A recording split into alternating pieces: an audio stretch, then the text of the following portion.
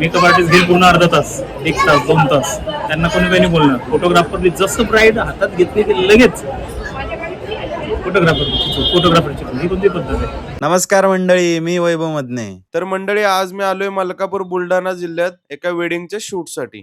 मंडळी, संध्याकाळी 6ची एंगेजमेंट रात्री 12ला सुरू झाली आणि त्यानंतर हळद पण आहे. एंगेजमेंट झाली, रिंग एक्शन झाली, लगेचच आपण कपलचे शूट केलं आणि उशीर झाल्यामुळे हळद सकाळी होईल असं सांगितलं.